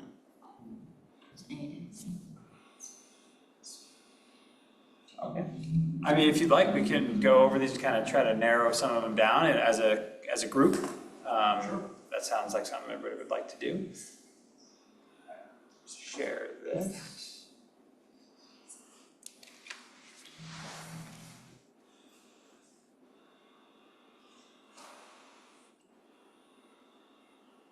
Probably a spelling error in there too. So don't mind that. It'll be correct when it's printed out. Zoom that up a little. Yeah, that's fine.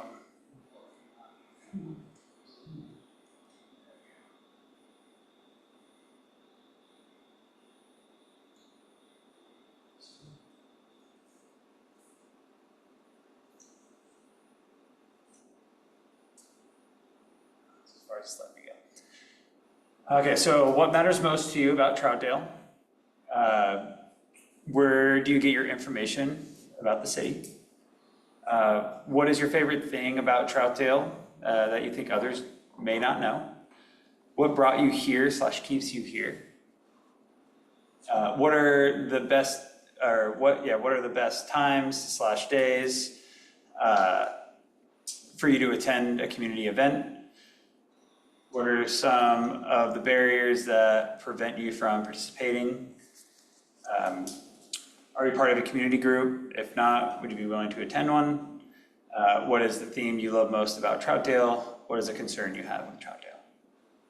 I'm gonna save these for myself. What do you want to narrow this down to? I'm thinking if we can narrow it down to say 3, would be great. I know it's tough because they're all really great questions, but we don't want to act like we're interviewing them too much. We want to keep it more conversational if we can, because it's a little easier if people don't feel as they're more willing to share when it's more conversational. What are some of the key information that you want to get out of this final opportunity at this one event? Right? What'll springboard us? I'll keep these, and then when we do these events later, we can always like, okay, we use these 2 this time. Let's do some different questions this time. So I'm not gonna get rid of all these, but I just think for this event, let's if we can narrow it down. And I like an easy opener, that like starts the conversation. Where do you get your information? I mean, I feel like that where do you get your information about the city it's an opener for us to tell them about meetings, that there's public comment at every meeting. For the most part, they're all of them are open. You can come to anyone you want. There's public comment almost after every item, agenda topic. They don't have to respond, but there is public comment, and I don't think enough people know about that, so, yeah, where do you get your information is a good lead off. I like, Help us. yeah, I'm kind of drawn to the lead in is like, I'm such and such from Troutdale.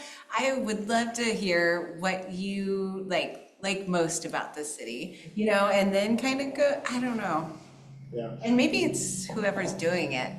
Maybe we should ask those people what they're most comfortable Well, asking. We already have to ask them if they're a resident, because that was, you want to know that, right? And that doesn't necessarily need to be one of the three. No. But I guess possibly thinking about one question that is, one of the three being the sort of, what do you like, what keeps you here in that vein? And then the other two probably should focus on some of those data points that would be useful to us as a committee. Either the where do you get your information, or what are your barriers to participating, or what sort of community groups are you in that we need to be talking to? Like 6 and 7 are good. This is my opinion. I like the barriers thing, but that's normally a communication that comes up after having a larger conversation. Because I did that the last time. I talked to somebody for a long time and told them about all the meetings besides the one that we do have. And then I don't think for now that is going to be pertinent. Oh no, hold it, the barriers come to. So how did you have the other way? Like, what best time, day would you, I like that one. Because then that's still getting the information too, and then that maybe they'll share, maybe we have some room to write down some other notes as per conversation. Yep. Do you know what I mean? And then, I still like what is your concern? Because people have been coming up to me and they go, this one gal, I think she works for the city, goes, I live on Buxton or near Buxton, and everybody's parking now in front of my house, and okay, now that's relevant because we have all these, the state changed the codes to where we can't do the planning or say, development is only single homes. So now we're going up higher and higher. As we go up higher and higher, the parking, the ability to park, the ability to go downtown is affected. So some of the answers we get from some of these questions are going to be pertain to multiple things that you all are discussing as part of planning for the city. So that's just a thought. I like those questions. And I think also too that it may serve our other committees, some of the information that we get back. Oh, yeah. I'm mad about something in the parks, or I love this. Can you, instead of saying community event, could you put community, like meeting? Or because events, First Friday, that's an event. that's an Meeting in the park is an event, Windy Wonderland is an event, those are all great, but we want them to actually show up, and butts and chairs would be great. Yeah. Meeting in a town hall. Yeah. Yeah. Mission event. Yeah, because really this one could be great for trying to figure out when we start deciding to plan for a town hall. Yeah, You know, if absolutely. we get some information on this just from folks, It that'll, gives us the chance to tell people that the meetings are in the evenings. They're usually at 7 PM. Most of them are public unless it's an executive session. and if they, if evenings don't work, because, for, children or something, it's like, oh, it's a Saturday, it's like, well, then we know we need to do a Saturday town hall type thing. It also gives us the opportunity to tell them, you can attend on Zoom. You don't have to show up in person anymore. You can watch it. Yes, Oh, sorry, this one. YouTube. You can watch afterwards on YouTube. I guess that's another way to outreach is the YouTube channel. Yep. How about living in Troutdale? What is a concern you have living in Troutdale? Living in Troutdale. Like that specific. That's a good one. They're all gonna say parking, but yes. You know what? And then they say parking and then it's data again, that, Yep. it is what it is. Let's see. Lack of Sort of dog. a random outreach thing. Because the council meetings are broadcast on public access, cable. Has anybody ever considered doing meetings on either a live YouTube or Facebook stream? Live, this isn't live to YouTube. No. I mean, I don't know. The if we recordings are have- posted to YouTube. yeah, they're posted in the They're morning. posted. I think, I mean, that's a great question. That's something that we have to check with Kevin on, because I think that is posting to YouTube, we have an account, but I believe it doesn't cost us to have an account, but in order to live stream, that's a different, Right. I'm not sure if that costs money, or if it's a different kind of setup that we would need to live stream. I'm sure there would be a different, there would be some technical challenges to that. But, because like I know the nonprofit that I work with, we infrequently, but we do periodically do Facebook live streams. And I'm not entirely sure what the limitations are on that, if that's something that would be possible, but it's something that's worth looking into. Back to the topic at hand. I think those three. I think those Do three. you guys feel comfortable with them?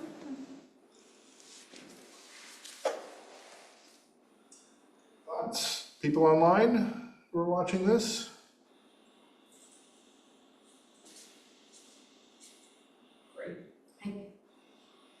I just have a thought, is maybe if we do print out what our committees are, so we have some informational sheets, so they can also see an opportunity if they want to be involved. Because I did have that conversation first Friday with a lot of people. And on top of that, thank you. If the flyers, but the information on the YouTube channel, because I'm gonna be very honest, that was very new to me, just right now, learning that this is posted on the YouTube channel, so putting that on there. Is anybody going to have, you being at the table, do you have access to your computer there so you could show somebody the website? Like if somebody has questions about something, like one of the things that you mentioned is that, and it's on this page, that like bigger projects have their own page. I was unaware of that, and I'm very curious as to where to go to find some things. Sometimes when I want to get information off of the city's site, it's very difficult to find that information. The Sandy Palisades Fire Fair is an example of that. It was really difficult to navigate to where I could get that information off of the website. So sometimes, as far as like how many different committees we have and what those committees do, all of that information is online. I actually created a binder that I would have at tabling events for parks that has a page. I just took the information off of the website, and it has every single committee in there. So if somebody has a question, I can actually show them, and this is what they're supposed to do. But having somebody with a computer there that you could just navigate and show them, you go here, you go here, you go here, might be useful if they're asking those questions. Our website is fairly user-friendly, but not everybody is tech savvy, and sometimes it's just buried in there. Yeah. Piggybacking off of what Tiffany is saying, one of the things that I would strongly recommend to our web design folks is, because we've got the major headers of the places where you can go on the website, and there's the community news thing and the upcoming events, but a big section with major projects. So things that points to the Confluence page and the urban tree thing and the Beaver Creek stuff and all of the big pertinent current projects that have their own websites really should be advertised and linked off of the front page, off of the home page. Because otherwise, yeah, and if you don't know what you're looking for, you can search it up very easily, and the search from the home page is really quite effective. It surprises me more often than most, but yeah, if you don't know what you're looking for, a lot of times things can get kind of buried.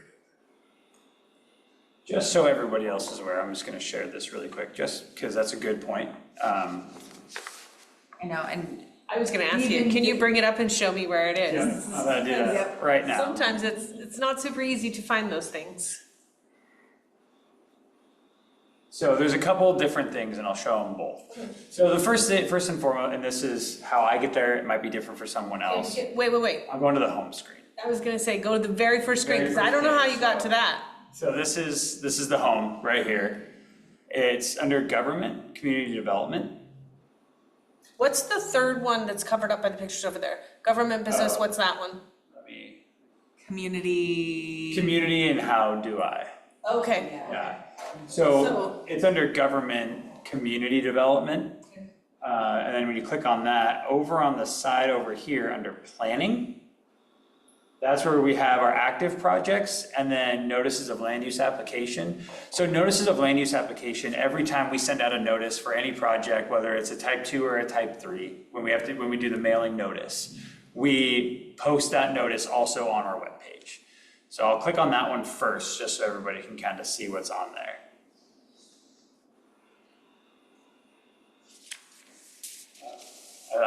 I minimized it on my screen, but not on here. That works better. Okay, so here we have, these are our active projects, and it shows the date that was posted. So these are ones I that. just want to clarify, these are active land use. Land use projects, land use case files. So if someone's wanting to build an ADU, or if we're doing a code amendment, so these are all development code amendments.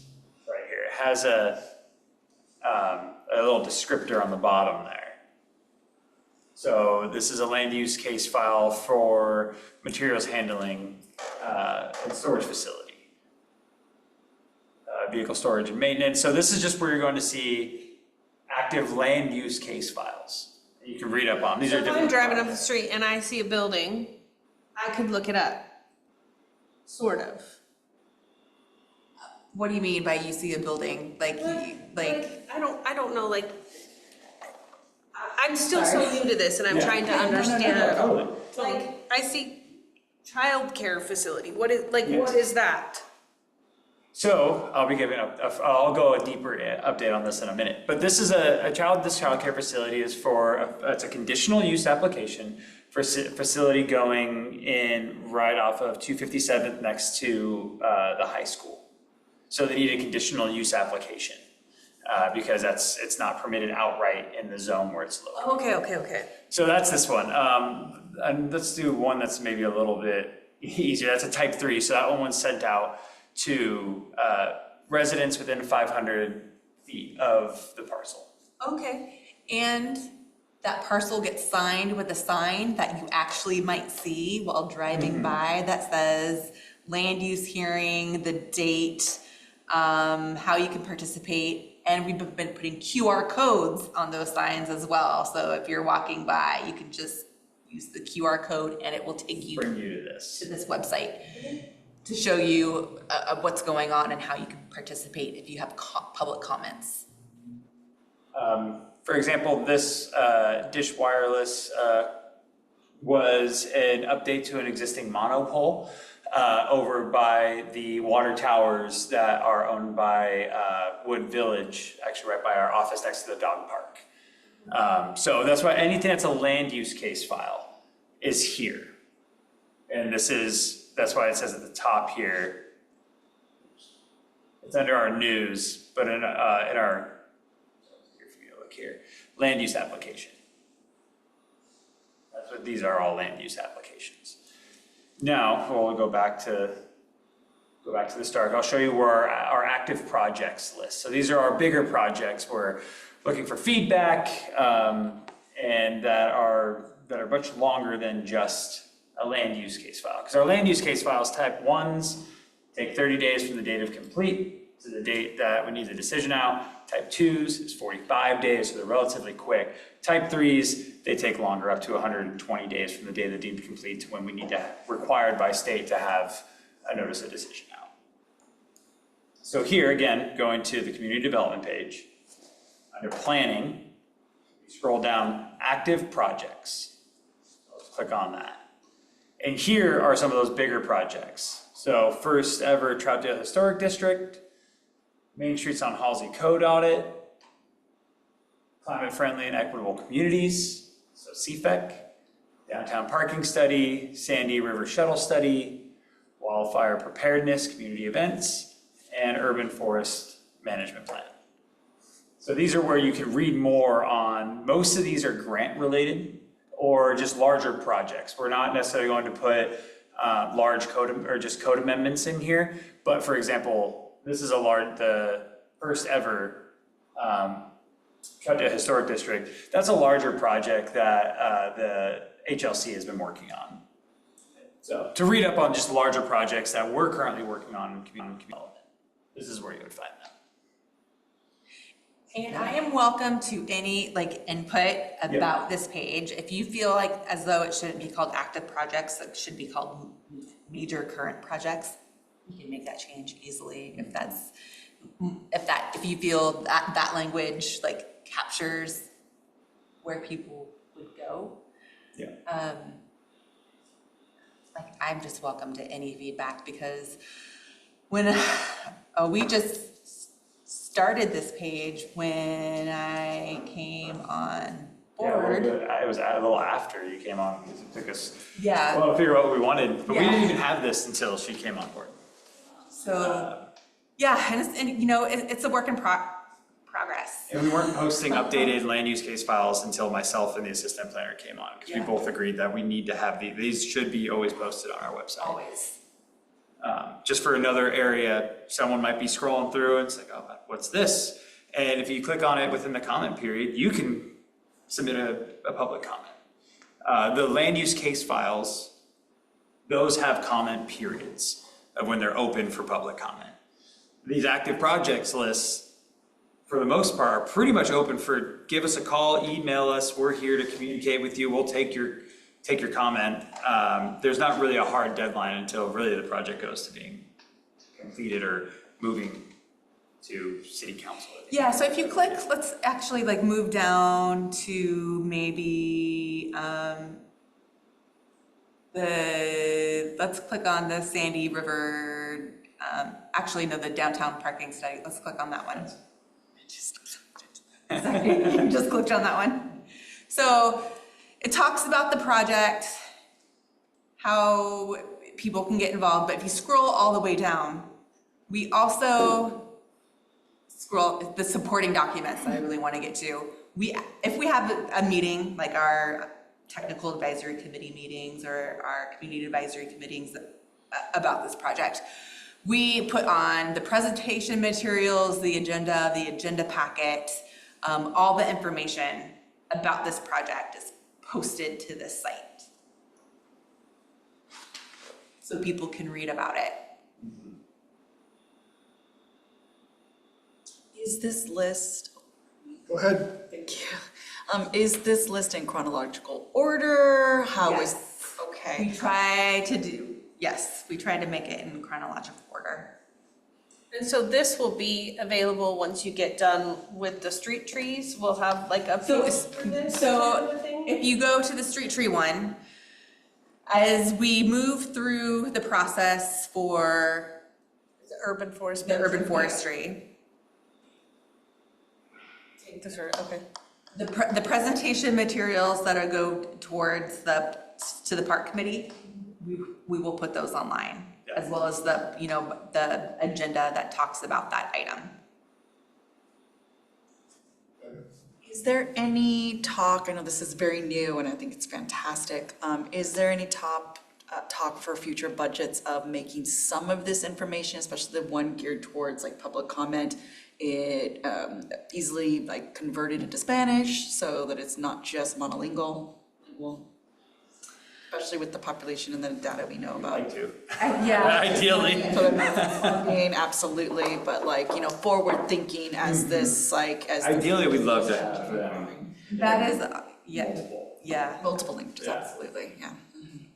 Ideally, because we do have a lot of residents that are not, Spanish is not, or English is not their first language. And I mean, we have them come in, we talk with them a lot. And would be nice if we had some, when we're answering questions. Luckily, we do have one of our building techs is bilingual, so when they come in, it's very helpful that she is there, because she's helped me out a lot on a lot of projects, and answering questions and things. But it's sometimes, that takes her a lot to do that, because she's away from doing her job. So it'd be nice if we could have some of it. It's something that I know we're trying to look into. It's just like a budget thing.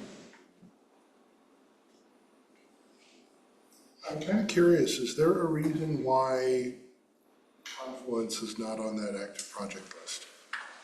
I believe that's a whole different page. Because I know it has its own page, I think that is under or is there just a whole separate category for that? Confluence. So it's under economic development. Oh, okay. Confluence and Troutdale. Right, because that's it's Marley's bucket rather than, Yeah, so it's slightly, so then because that has a lot of different things going into it. Yeah, so it's under the economic development.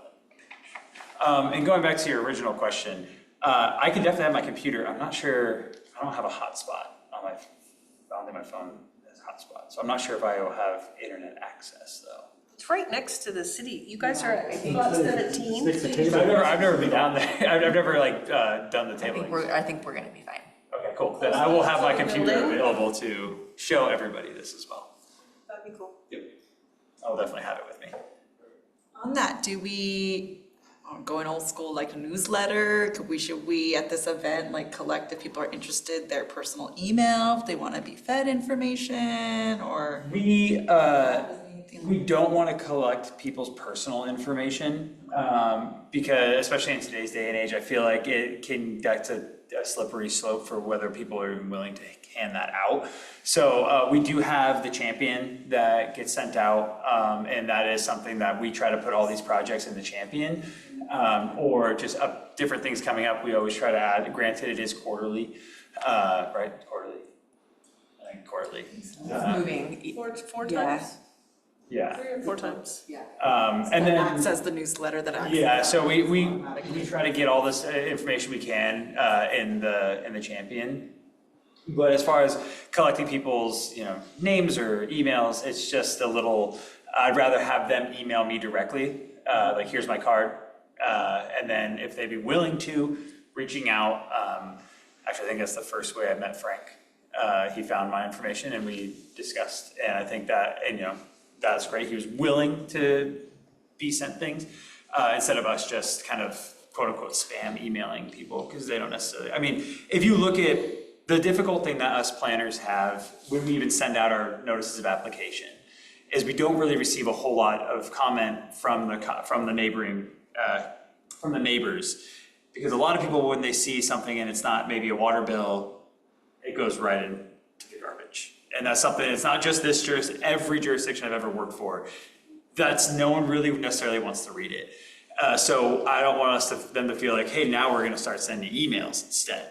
Well, they might actually read it a little bit. It's a tough slope that we don't really wanna go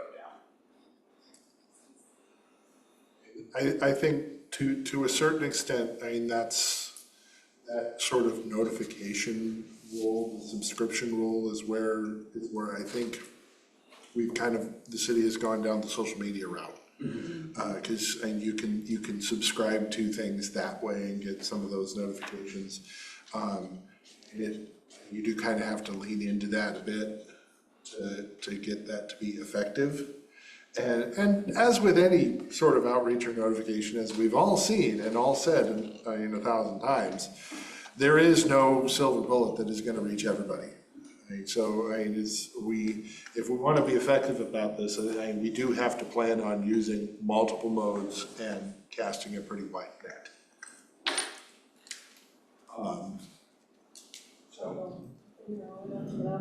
No, mine's dying. It happens every time. It's 9 o'clock. Yeah, it is. Yeah, just being cognizant of the time here. So I think we've kind of gotten our question list. I think we got our question list, and that was great feedback. I will put something together, the page, and I'll have them all printed out, ready to go for the first Friday event. and I believe, Diane, you were planning on being there, and Tiffany, you were gonna be there. I would love to be there, but unfortunately, I'm committed to being at the convention center on Friday. And it's open to anybody, so if anybody else watches the, and they wanna come, feel free to come. I'll be there the whole time, so. So, yeah. If there is nothing else on that topic, I think we can move on to staff communications. Alrighty, I will keep this brief. Just wanted to give a couple updates. Like I mentioned, I was going to give a little bit of a deeper discussion or just update on the Urie's childcare. It was set to go to Planning Commission next week on Wednesday. However, after discussing with the applicant, they're still working on a couple things with the county, so they will be withdrawing their application. And that way they can focus on getting everything they need with the county, and then they'll reapply at a future date. They're done continuing, and they're just gonna withdraw it completely. Just withdraw it completely until they're done getting everything settled that they need with the county, and then they'll reapply for it, and then we'll be able to move forward. They're just having a couple of issues with getting the information they need. But at the next Planning Commission next week, there is a public hearing for a development code update to allow for the creation of a historic district. This is something the HLC and the assistant planner Nick has been working on, so he'll be there giving the presentation to update the development code to allow for the creation of a historic district. Without going too in the weeds, we are allowed to, and correct me if I'm wrong, Cindy, you've been working on this with them a little bit as well. Currently, our code allows you to designate something historic or remove something from historic, but doesn't allow for the creation of a historic district. So we're adding code language to allow for that. That's the first step in the Hungry Hill Historic District, I think. Yeah, yes, and I just want to clarify, because I just read a staff report, so that's all I know. don't be sorry, because it's just something we needed to fix. So our code does allow for the creation of historic districts, but it doesn't set a procedure or criteria on how you do that. So it says, yes, you can go ahead and create a historic district, but it doesn't tell you how to do that. And so the code amendment next week specifies the how. That's right. So that's going to be happening at the Planning Commission. Next week, I'll also be giving an update to Planning Commission regarding the Main Streets on Halsey code audit. Just kind of give an update on where we're at, which is great because it'll be after First Friday, so I'll have some time to be able to pull some more information in. It's kind of our biggest, more community outreach event for that, and I'll be giving them an update. Also, I said we already heard about the things that Erica has presented on earlier. Those are some projects, obviously, with the Sandy River Trail and the Beaver Creek Bridge, sorry, and the urban forestry. Those are projects that we're currently working on. Other than that, as far as land use case files, we have a couple of small ones in. I call them small because they're type 1s. So they're relatively quick turnarounds. One's for, we just completed for the modification to the parking lot right down here off of Kendall and East Historic. They paved it, so it's more of a retro permit. Apollo Plumbing also has in a type 1 modification, so they're adding just some space, lay down yard. These are pretty simple type permits. Then we have a lot line adjustment that's currently in as well. Other than that, those are the quick ones that are on the top of my head. I'm looking at your forward-looking calendar as well, because I always And I'll just share give a that. quick update about the new park and trail. That project is expected to be complete by the end of October. The trail system itself, we anticipate it to be complete by the end of this month. So October will be, the time they're gonna be installing a lot of the vegetation, a lot of the landscaping. And this month, they're really focusing on getting the elevated pathway complete, as well as the playground structures as well, and getting that work wrapped up so it can be completed by the end of October.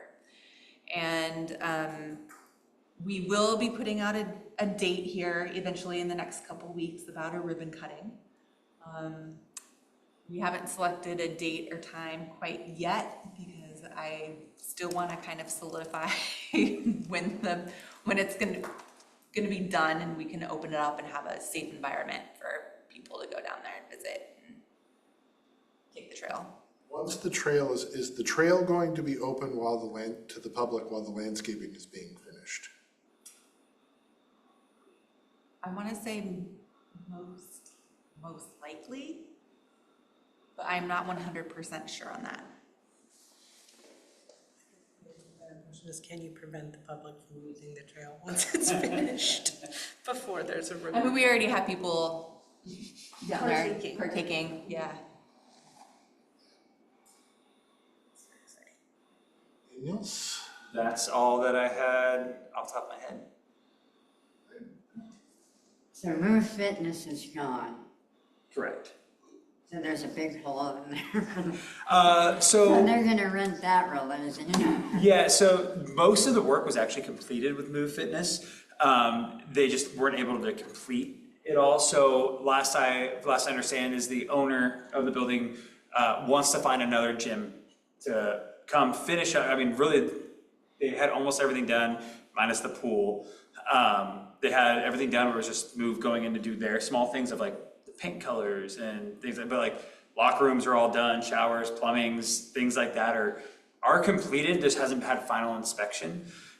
So the owner is looking for a new gym tenant to move into that space. And so they were speaking with our building manager a couple weeks ago, just, okay, where's it at? What do I need to just make sure it's ready for someone to just move in? So it's pretty much there. What are they doing on Cochran Road? You know, No. Cochran and it's closed, it's been closed. Is that what you said? Yeah, Cochrane, Yeah. yeah.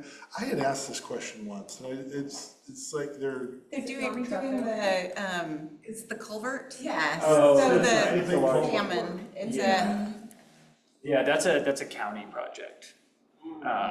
And yeah, it's a large. Doesn't look like they're getting very far. That area, it's, from what I understand in some of the meetings some of the county meetings and stuff I attend, is they're moving right along. It just goes at a slower pace given the environmental impacts. So they have to, it needs a lot more of inspections. Yep. So we bought the church on Buxton Hill. But I noticed that the chapel has moved in. Correct, and again, correct me if I'm wrong. The city is renting out the church there to the existing church that was there for the next couple of months until their new location is ready. So the That chapel, church already moved to Cherry Park. So it's now the chapel that wasn't Cherry Park is now in the new church. I mean, Yeah, Yes. yeah. so the city they're not moving into it anytime soon. Not anytime soon. We have some work that we're planning on doing in order to getting it ready for office kind of space. So there needs to be some. But a church is renting. Yes. They did swap names, I was very confused, but this one Yeah. went down and then now it's not, is it back up? I didn't see it go back up. Cherry Park used to be Doesn't really matter. Yeah. It's just not, Chapel, yeah, they're just renting it, it's interesting. They swapped places, albeit temporarily. Yeah. And anything on the old City Hall? I haven't heard anything on the old city hall. Have you? I know they're still moving forward with construction, but Yeah, they're still building out with their tenant improvements. we haven't found a new tenant to go in there as of yet. But they're still finishing it. All right. Do a question? Yep, go ahead. What's going in where the old also? Okay, so if you're looking at the old general store, Troutdale Soda Shop, the building to the right of it, do you know what's going in there? Looks like it was purchased. I'm not sure. I haven't seen the business license come in yet. Because they're probably just having it with building permits, because it's just by tenant improvements if they're doing any. And then I usually see it when it comes through for either review, for planning review on the building permits, or the business license. Okay, and was it Metro that did purchase the property next to the RV park? I haven't heard anything since the last update I gave. If they are moving forward, then I'm assuming they must have, because that's the last I heard was that Metro was planning on building it. Myself and Nick have both spoken with Metro regarding that property. And then we haven't received any other calls from realtors or anything. So it's either been sold or Metro's in working with them. Thank you. Yep. And again, it's part of their restoration campaign that they're working on. So. Alrighty, let's go on to committee comments. Start online. Shelby? Thanks for a great meeting, everybody. Sorry I couldn't be there in person, but look forward to seeing you all next month. Thanks. Tiffany? Thank you to Frank for stepping down and giving me an opportunity to have a voice in this room. I'm excited to work with you guys over the next 3 years and share my opinions and my ideas and really get an extra new voice out into the community. So that's all I have, I think. Rebecca? Yes, I'm also very excited to be part of this committee. This is my first official meeting, so I'm grateful to be a part of this and excited to work with you all. Congratulations. I wasn't here last time. And then congratulations to you, Shelby. Welcome, Rebecca, and Tiffany. And I just, quick concern, don't know where it's gonna go, or just, the Troutdale Bridge has 3 new graffitis now, so, a couple of other people, one painted over the existing one and a different group created something else on the left-hand side. There was also a lot with the, and I don't know who has the jurisdiction there where they graffitied, but the last weeks people have been blasting music really, really loud. It's very, very, very loud.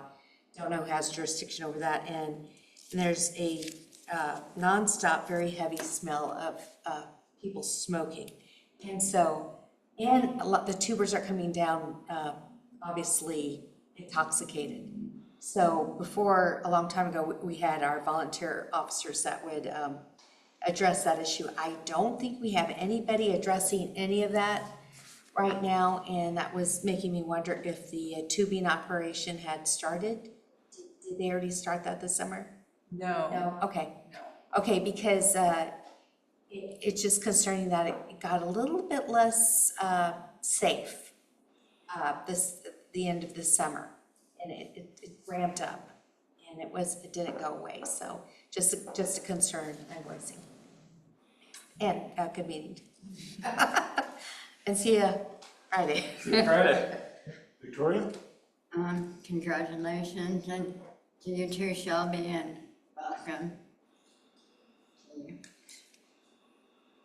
And yeah, ditto, good meeting for everybody. I know this one ran a little long, but welcome to the new members, and for the people who decided that I should be chair of this group, I repeat what I said last month, is y'all are crazy.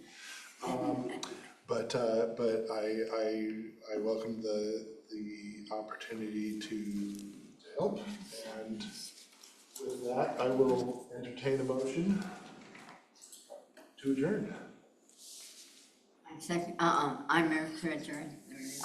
I'll second. All right, we have a motion and a second. All those in favor signify by saying aye. Aye. Opposed? Good night, everybody.